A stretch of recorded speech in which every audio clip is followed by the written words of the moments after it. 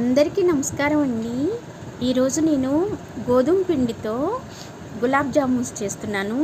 ఎంత స్మూత్గా, ఎంత మెత్తగా, ఎంత టేస్టీగా వస్తాయంటే అసలు ఒక్కసారి రుచి చూస్తే మాత్రం వదిలిపెట్టరండి. అంత కమ్మగా ఉంటాయి. నేను ఏ విధంగా చేశానో మీకు చూపిస్తాను. మీరు కూడా ఒక్కసారి అలా ట్రై చేయండి.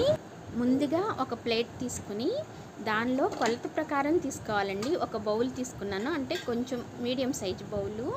దాని నిండా కూడా గోధుమ పిండి తీసుకున్నాను. అలాగే సేమ్ అదే కొలతతో ఆ బౌల్ నిండా కూడా మిల్క్ పౌడర్ తీసుకోవాలి. సేమ్ గోధుమ పిండి ఎంత తీసుకుంటే మిల్క్ పౌడర్ కూడా అంతే తీసుకోవాలి. దానిలో 1/2 టేబుల్ స్పూన్ వరకు కూడా బేకింగ్ సోడా వేసుకోవాలి. అలాగే 2 టేబుల్ స్పూన్ల వరకు కూడా నెయ్యి వేసుకోవాలి. ఫ్రెష్ నెయ్యి అయితే చాలా బాగుంటుందండి. తీసుకుని మొత్తం కూడా ఒకసారి చక్కగా ఉండలు లేకుండా మొత్తం కలుపుకోవాలి. అలా పిడికలతో చేస్తే చక్కగా అలా ముద్దలాగా వస్తే బాగా వస్తుంది అన్నమాట. ఏ కప్పుతో అయితే పిండి తీసుకున్నాము సేమ్ అదే కప్పు నిండా కూడా పాలు తీసుకోవాలి. అయితే పాలు అన్నీ పట్టవండి, కొంచెం ఉంటాయి. కొంచెం కొంచెం పోసుకుంటూ కూడా మొత్తం కలుపుకోవాలి. చక్కగా మొత్తం ఒకేసారి పోయకూడదండి, కొంచెం కొంచెం పోసుకొని చపాతీ పిండిలాగా బాగా ప్రెస్ చేసి కలపాల్సిన అవసరం ఉండదండి. జస్ట్ అలా పైన కలుపుకుంటూ ముద్దలాగా చేసి పెట్టుకుంటే సరిపోతుంది. అలా పెట్టి ఒక గిన్నె ఏదన్నా మూత పెట్టేసి ఒక 10 మినిట్స్ వరకు కూడా అలా ఉంచుకోవాలి. ఇప్పుడు జామున్స్లోకి పాకం ప్రిపేర్ చేసుకోవాలి కదండి. దానిలో ఒక కడాయి పెట్టుకుని దాంట్లో ఏ బౌల్తో అయితే గోధుమ పిండి తీసుకున్నామో అదే బౌల్తో 2 బౌల్ వరకు కూడా షుగర్ తీసుకోవాలి. అలాగే 2 బౌల్ నిండా కూడా వాటర్ కూడా తీసుకోవాలి. కొంచెం వాటర్ ఎక్కువ ఉంటే కొద్దిగా ఒక 1/2 బౌల్ వరకు కూడా వాటర్ ఎక్కువ వేసుకుని చక్కగా అది మొత్తం కూడా కలుపుకుంటూ ఉండాలండి. అంటే ఆ షుగర్ అంతా కూడా ఆ వాటర్లో కలిసిపోయే వరకు కూడా కలుపుకోవాలి. దాంట్లో 4-5 యాలకులు కూడా అలా తుంచి వేసుకోవాలి. ఆ యాలకుల ఫ్లేవర్ అనేది జామున్స్లో చాలా బాగుంటుంది. అలా వేసుకుని చక్కగా మీడియం ఫ్లేమ్లో ఆ షుగర్ అంతా కూడా బాగా ముదురు పాకం అవసరం లేదండి. అలా జస్ట్ పాకం అనేది రెడీ అయితే చాలు. కానీ అంటే షుగర్ అంతా కలిసిపోయే వరకు అలా బబుల్స్ అన్నీ కూడా ఆగిపోయే వరకు వేడి చేసుకుంటే ఆ పాకం రెడీ అయిపోతుందండి జామున్స్లోకి. ఇప్పుడు ఒక ప్యాన్ పెట్టుకుని దానిలో ఆయిల్ వేసుకుని మీడియం టు సిమ్ మాత్రమే పెట్టుకోవాలండి, హై ఫ్లేమ్లో పెట్టకూడదు. ఇప్పుడు కలిపి పెట్టుకున్న చపాతీ ముద్ద బౌల్ తీసి కొంచెం టైట్గా అవుతుందండి.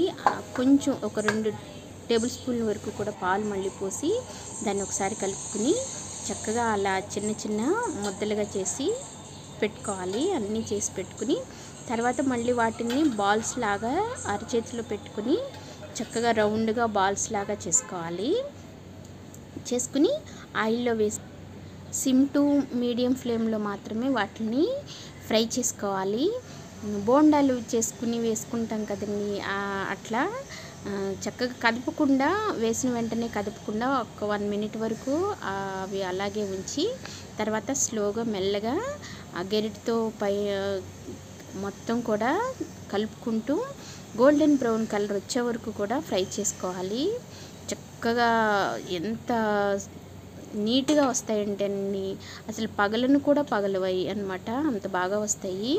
అలా గోల్డెన్ బ్రౌన్ కలర్ వచ్చాక తీసి మనం ఆల్రెడీ ప్రిపేర్ చేసుకున్న ఆ షుగర్ పాకంలో వేసుకోవాలి. ఆ షుగర్ పాకం అనేది చల్లారకూడదండి, వేడిగా ఉంటేనే అవి పీల్చుకుంటాయి. ఒకవేళ చల్లారిపోతే మళ్ళీ 1 నిమిషం వేడి చేసుకుని ఇవన్నీ కూడా ఈ జామున్స్ అన్నీ కూడా దానిలో వేసుకోవాలి. నేను 2 వాయిల్గా వేసానండి.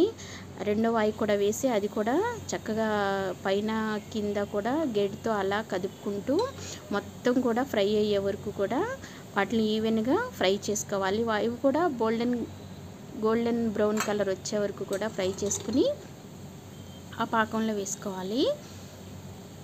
అలాగే ఈరోజు వాక్యము, నీ దేవుడైన యెహోవా నీ రాబడి అంతటిలోనూ నిన్ను ఆశీర్వదించును. అలాగే ఆ బాల్స్ అన్నీ కూడా తీసి ఆ పాకంలో వేసుకోవాలండి. వేసుకుని ఒక 1/2 అవర్ వరకు కూడా కదపకుండా చక్కగా అలాగే ఉంచుకుంటే ఆ జ్యూస్ అనేది, ఆ షుగర్ పాకం అనేది చక్కగా పీల్చుకుంటాయి. ఎంత టేస్టీగా, ఎంత స్మూత్గా వస్తాయంటే ఒక్కసారి మీరు ఈ విధంగా ట్రై చేయండి. అయితే నేను ఆ కడాయిలో నుంచి వేరే బౌల్లోకి ట్రాన్స్ఫర్ చేసుకున్నానండి. చేసుకుని మూత పెట్టేసి ఒక హాఫ్ అన్ అవర్ వరకు కూడా కదపకుండా ఉంచితే చక్కగా పీల్చుకుంటాయి. అయితే నేను వీడియో కోసమని వెంటనే ఒక 5 మినిట్స్లోనే తీసి మీకు చూపించాను. అప్పటికే చాలా పీల్చుకున్నాయి కూడాను. ఎంత మెత్తగా వచ్చినాయి అంటేనండి, ఒక్కసారి మీరు ఈ విధంగా ట్రై చేశారంటే అసలు గోధుమ పిండితోనే ఇంకా జామున్స్ అనేవి రెడీ చేసుకుంటారండి. అలా జ్యూస్ అంతా కూడా పీల్చుకుంటాయి. ఒక హాఫ్ అన్ అవర్ ఉంటే పీల్చుకున్నాక ఫ్రిడ్జ్లో పెట్టుకుని సర్వ్ చేసుకుంటే అసలు ఎవరైనా గెస్ట్లు వచ్చినప్పుడు ఇలా ఈజీగా చేసేసుకుని, మార్నింగ్ చేసేస్తే ఆఫ్టర్నూన్ వరకు కూడా ఫ్రిడ్జ్లో పెట్టేసుకుంటే చక్కగా నీట్గా వస్తాయి అన్నమాట. అలాగే మీకు ఈ వీడియో నచ్చినట్లయితే నా ఛానల్ సబ్స్క్రైబ్ చేసుకోండి, లైక్ చేయండి, షేర్ చేయండి. Thanks for watching.